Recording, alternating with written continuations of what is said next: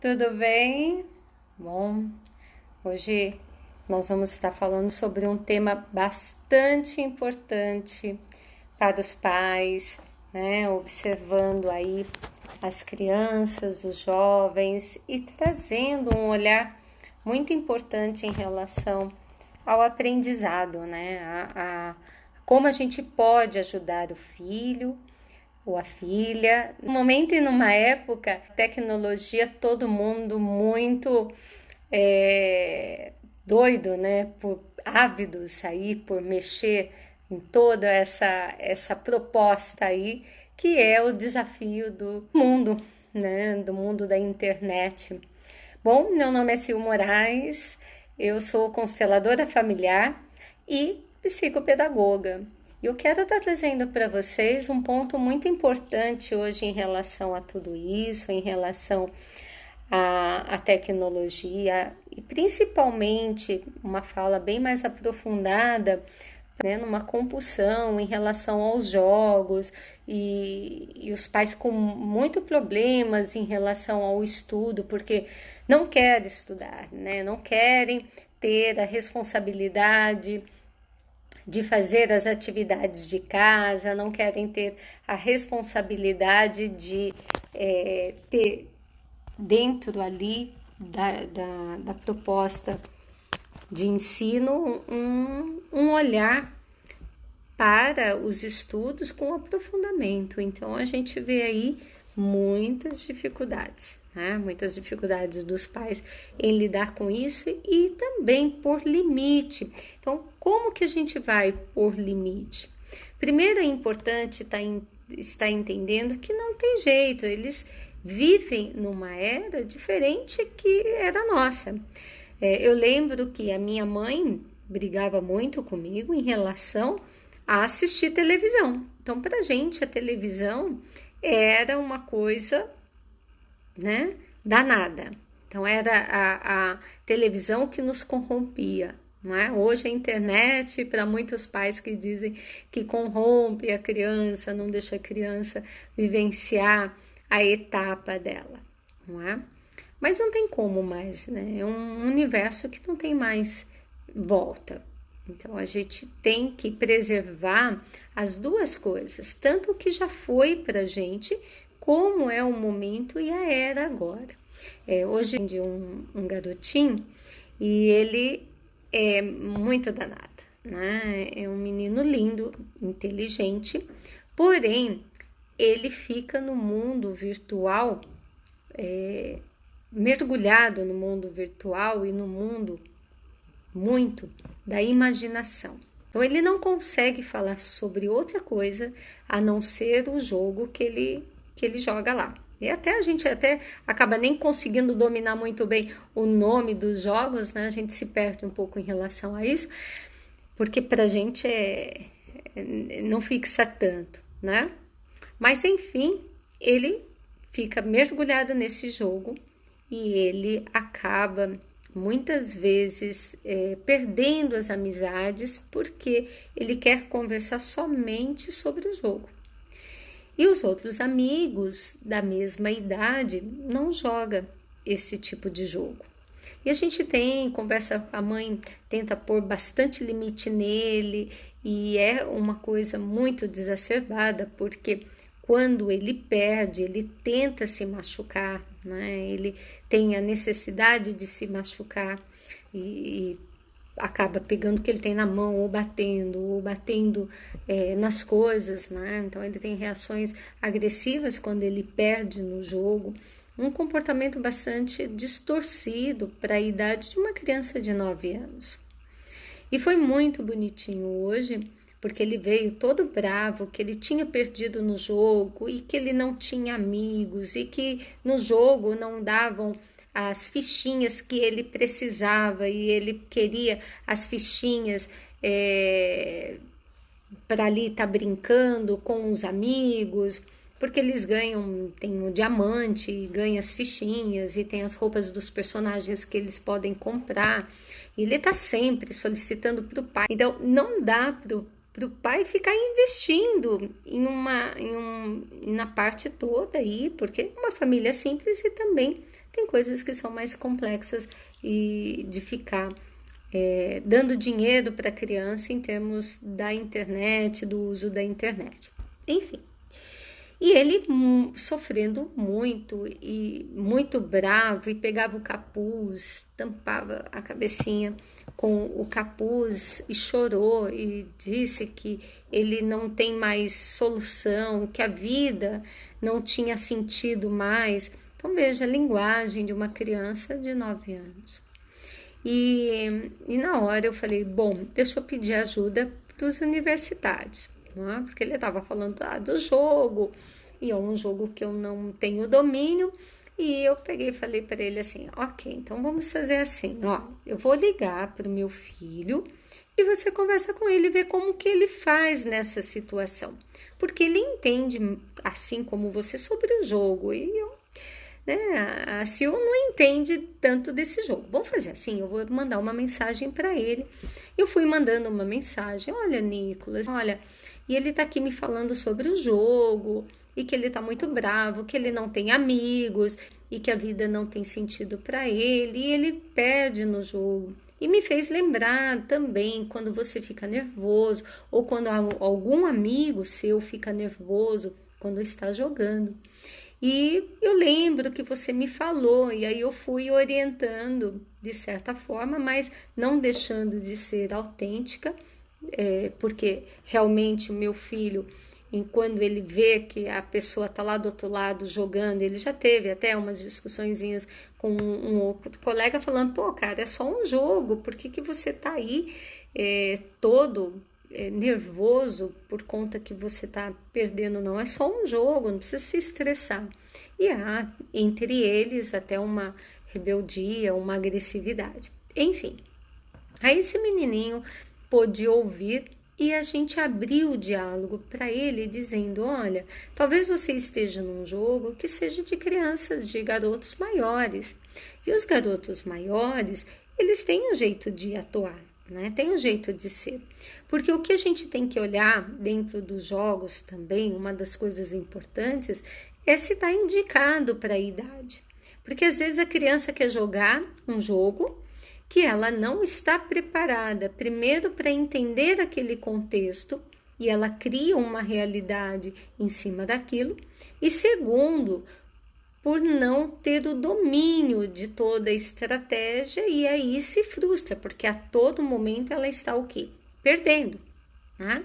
Então ela perde, e quando ela começa a perder, os colegas também acabam se afastando dela, porque acaba não chamando ou considerando aquele jogo para ela. Então é importante a gente estar olhando a questão da idade para cada jogo, o tipo de jogo que o filho está jogando, não é?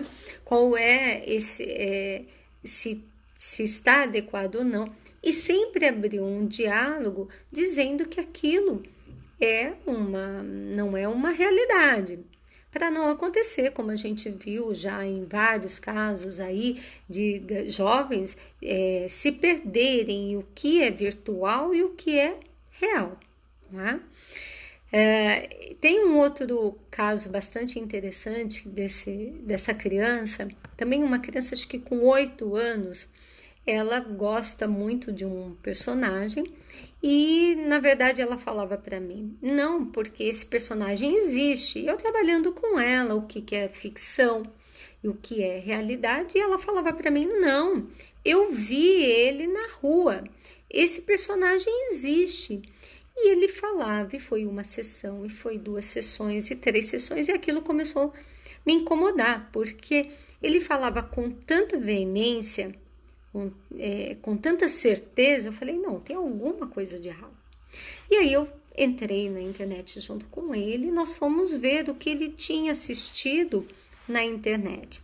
Ou seja, era uma montagem onde o personagem aparecia na rua.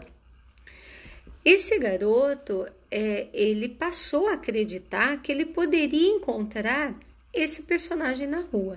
Então aí tem 2 pontos importantes que a gente tem que considerar. Primeiro, que a criança, dependendo da idade, ela não tem como perceber que aquele jogo, não é uma realidade. Então, ela confunde a realidade, né, a ficção, e ela acaba acreditando que porque a gente vê nos filmes aí, filmes que misturam a realidade com o desenho. E é tão real, é tão bonito, é tão bem feito, que a criança passa a crer que realmente existe, que ela vai virar em qualquer esquina e encontrar aquele personagem, não é? Então, esse movimento que a criança tem frente ao jogo, frente à forma de pensamento, verificando se essa criança está pensando adequadamente ou não em relação ao jogo, é importante. Então, antes de a gente brigar com a criança ou falar para ela, para, você está mentindo, né? Não existe nada, verificar o nível de entendimento e cognição dela.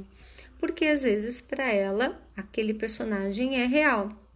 É como você fala para uma criança de 3, 4 anos, ela não distingue o desenho de um filme.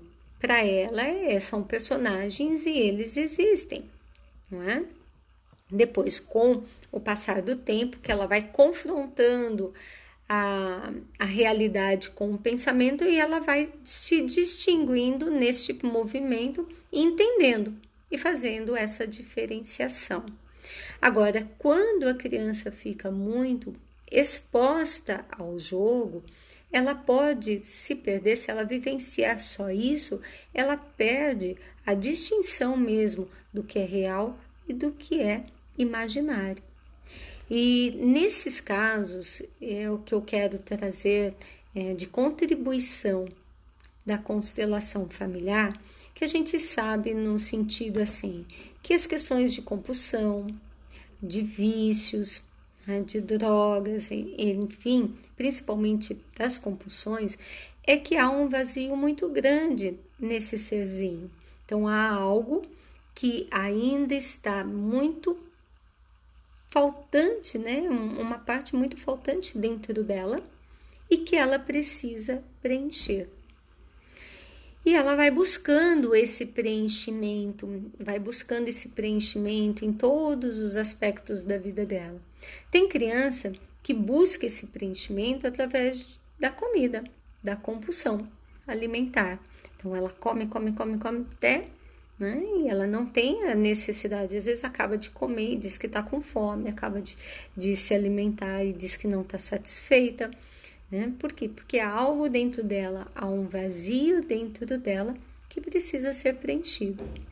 A compulsão por jogos também, porque não deixa de ser uma compulsão, quando a pessoa ela não consegue se desconectar, ela não consegue se desligar, ela vai dormir pensando nisso, ela acorda pensando nisso, ela acorda já precisando do celular, precisando do jogo, então fica para ela como assim, nossa, isso é minha vida. E é a vida mesmo, porque passa a ser a vida dela. A tecnologia é o espaço dela. Então, aos poucos, não adianta querer tirar isso de uma vez, porque é como um vício, não adianta você querer tirar de uma vez. Então, o que os pais podem fazer é começar a limitar, diminuindo o tempo dessa criança, a disposição dessa criança, né? Observando como que ela está jogando, que momento que ela fica muito mais nervosa naquele jogo, quem é que está do outro lado jogando com ela, se são pessoas da mesma idade, né? Porque são dados importantes que os pais têm que ter. Então, antes mesmo de qualquer atitude frente a pôr o limite para o filho, entenda primeiro como é o processo. Porque no caso de uma outra criança, que eu quero trazer com vocês, a mãe se desesperou e tirou o jogo todo de uma vez, não é? Sem entender o que estava acontecendo ali. E essa criança passou a não ter amigos. E a fala dela: eu não tenho amigos. Minha mãe tirou todos os meus amigos. Então, qual o movimento que é importante fazer? Ao invés de tirar tudo, vai substituindo aos poucos, deixa um pouco menos de tempo e leva essa criança para o parque para fazer novas amizades. Verifica se ela tem amigos na escola, chama para casa, faz lá o dia do pijama, leva jogo, pipoca e faz uma brincadeira e vão jogar bola e leva no parque. Por quê? Ela vai construindo e se fortalecendo em uma outra realidade que não é a virtual. Porque na virtual ela põe lá, tecla um botão e tudo acontece. E no real não é assim. No real, ela precisa executar e muitas vezes ela não tem a destreza de executar, como jogar uma bola. Ela não treina. Então, no caso do menininho inicialmente que eu disse, em que essa criança, o meu filho chegou, falou com ele, explicou para ele como que ele joga, e quando ele fica nervoso, que ele dá um tempo, que ele para, vai fazer outra coisa e que ele inclui o esporte, porque o esporte ajuda ele a ser melhor no jogo. Então, é uma forma de a gente abrir o diálogo com a criança e ir desacelerando ela aos pouquinhos daquela intensidade que ela estava. Então, agora, tem outro aspecto. A gente vê crianças de 2 aninhos, 3 aninhos, já com joguinhos na mão, né? Com celular na mão. Ah, Sil, mas está vendo musiquinha. Ah, mas está vendo desenho.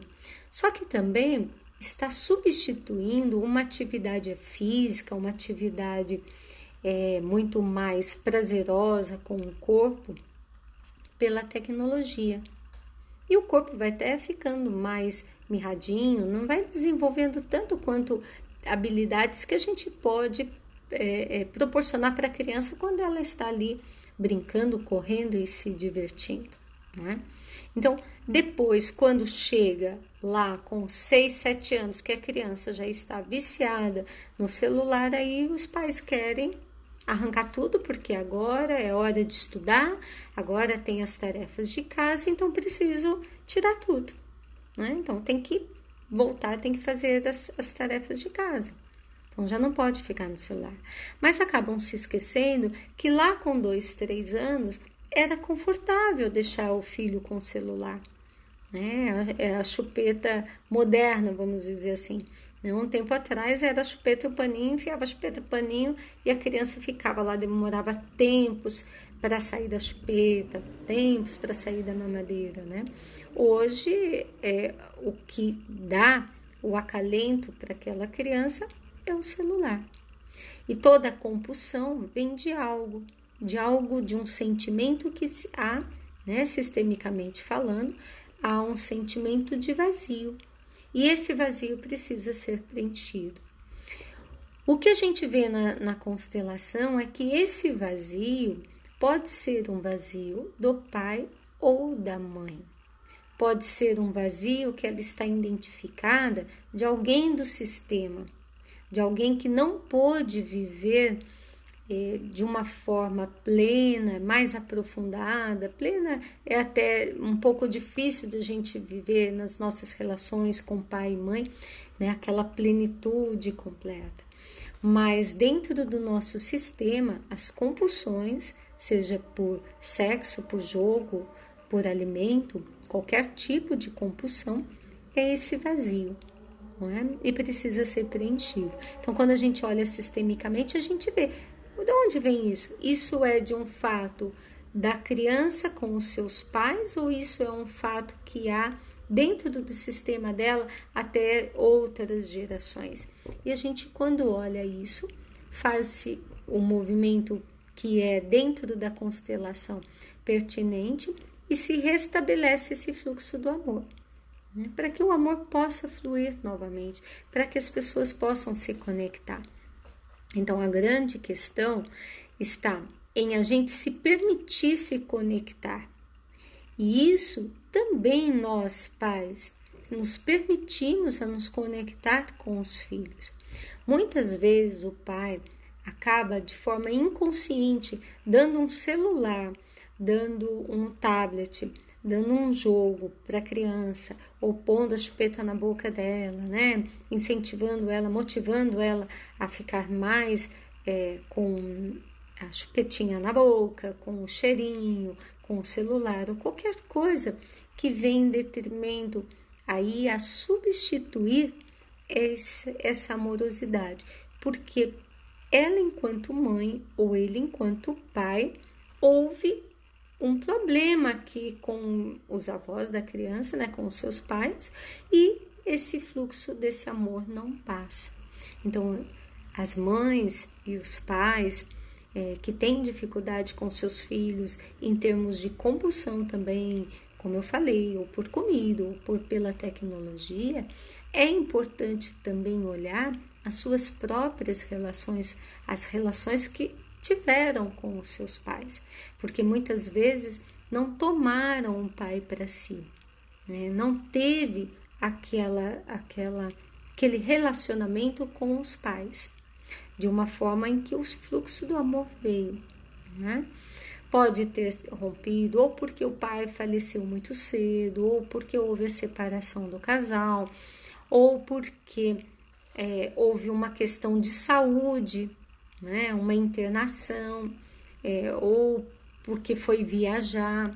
Alguma história pode se romper esse fluxo, né? Que dá esse distanciamento e a criança fica com aquele vazio interno, não conseguindo se sentir preenchido e tem a necessidade de preencher com todas essas questões, né? Que eu falei de compulsão alimentar, de jogos, enfim, de se sentir viciado. E o que eu queria também falar para vocês em relação à compulsão, não é? Nesse sentido, onde a criança fica muitas horas no celular, também começar a participar deste processo dela, de entender onde ela fica muito mais fixada e ir afastando ao pouquinho, tá bom?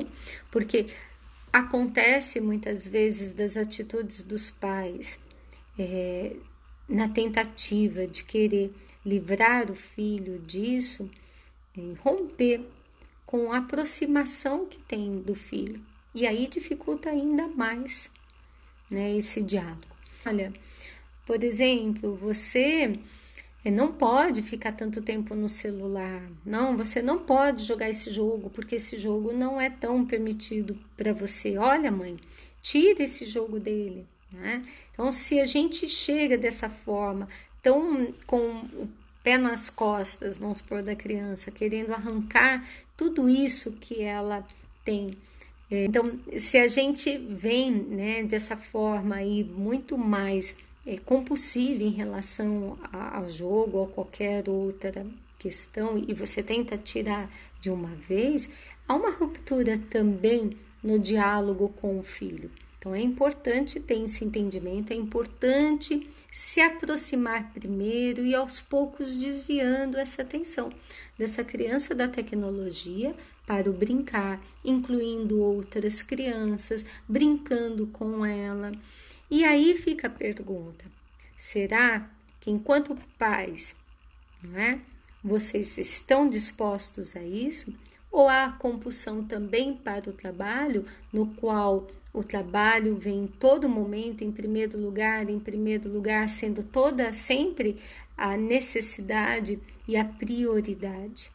O equilíbrio também no comportamento dos pais é importante, porque se o pai fica ali, né, no celular também, de uma forma compulsiva, a mãe também, e o filho fica no outro celular, não adianta depois falar para a criança assim: olha, vou tirar você do celular e não quero saber, né?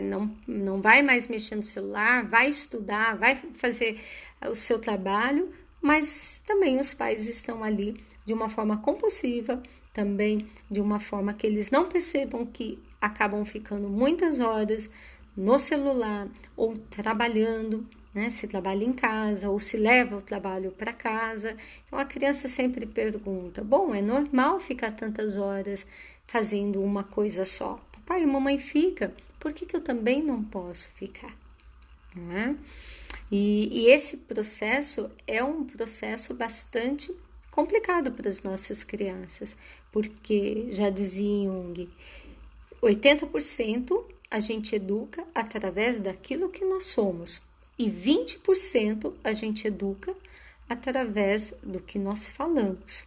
Então, essa é uma dica assim, extremamente importante para nós pais, porque sempre a gente olhar as nossas referências e o que a gente faz para a gente. Né? No que eu estou fazendo também de forma muito compulsiva. E se eu estou de forma muito compulsiva para o meu trabalho, para a internet, para qualquer outra coisa, o que está me faltando? Qual é o vazio que está aqui dentro do meu peito que eu preciso preencher?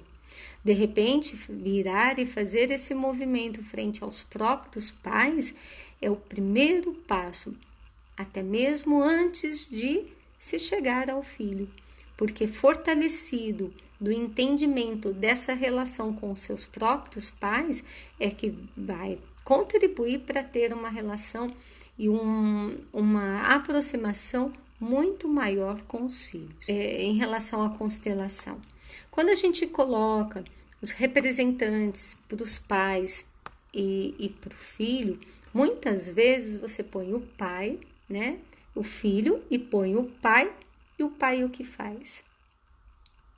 Ele dá as costas para o filho e se afasta.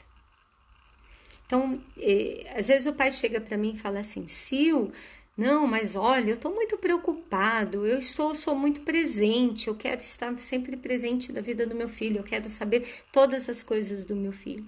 E quando a gente coloca na constelação, é esse movimento, o pai, em vez de estar próximo ao filho, ele vira e está olhando para uma outra coisa no sistema dele.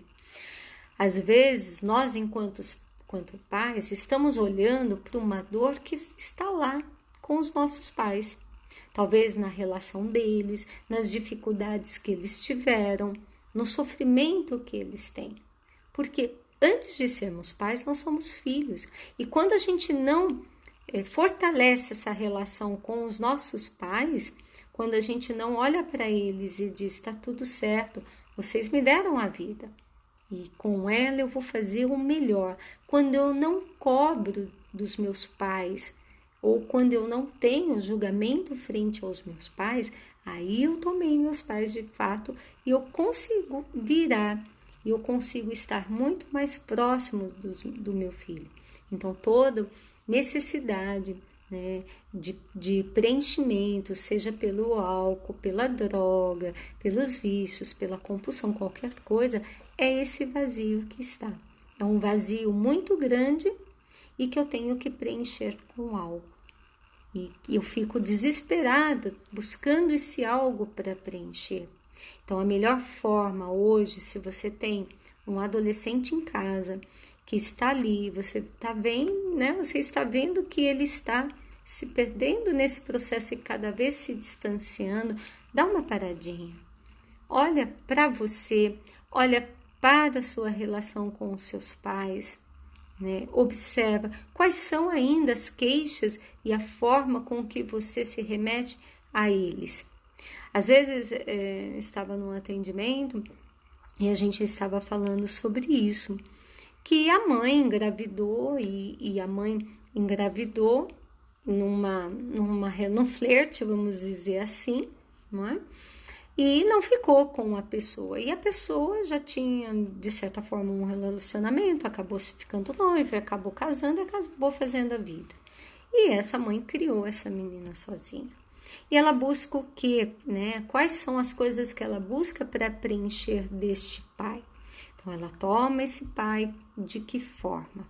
Então, a gente estava vendo em vários pontos que ela acaba se jogando muito intensamente, procurando, buscando né, estar preenchida. E quando ela foi para o processo, que é um processo que eu faço no consultório, que se chama diálogo quântico, que até nasceu das constelações que eu fazia, no momento de constelação que eu fazia, ela foi para o atendimento porque ela falava: eu sinto um vazio enorme dentro de mim. Eu sinto algo que parece que tem um buraco dentro de mim. E aos poucos a gente está colocando cada peça no seu lugar, se preenchendo e se tornando mais forte. E ela também tem a queixa da filha, né? Que a filha é pequenininha, tem atitudes muito maduras, muito firme, não é uma criança que gosta de se enfeitar como menina, né? Tem o comportamento mais duro, mais bravo, pouco sorri, pouco se diverte. Então, onde que essa criança está se identificando? Com a dor da mãe, né? Então, todo esse processo que a gente vê, né, dentro aí da relação nossa com os nossos pais, da relação nossa com os nossos filhos, é muito importante. Então, fica aí a diquinha. Opa, desculpa. Então, fica aí a diquinha para vocês pais que desejam, né, se aproximar dos filhos, façam um movimento internamente e tomem o próprio pai e a própria mãe. Ok? Um grande beijo. Quem quiser tá acompanhando aí a constelação, o olhar sistêmico para todas as representações que a gente tem das dificuldades de aprendizagem em relação aos filhos, clica aí, vamos conversar um pouquinho, né? Mandem uma mensagem, coloquem as questões que eu vou trazendo em forma de lives, ou participe, né? Nas lives, para a gente estar falando um pouquinho a respeito de tudo isso. E podem me encontrar no YouTube e no Facebook como Sil Moraes, né? E aqui no Instagram, como vocês viram, Moraes Sil, ok? Então, eu estarei toda terça-feira às 8h20 aqui no Instagram fazendo a live. Vocês podem pedir a voz, podem trazer questionamentos, podem participar e interagir, que vai ser uma delícia, ok? Então, aguardo vocês na próxima live. E nas segundas-feiras, por volta de 2h30, 3h, eu estou lá no Facebook também fazendo lives com outros temas, trazendo outros olhares. Então, um grande beijo a todos e bom descanso. Tchau, tchau!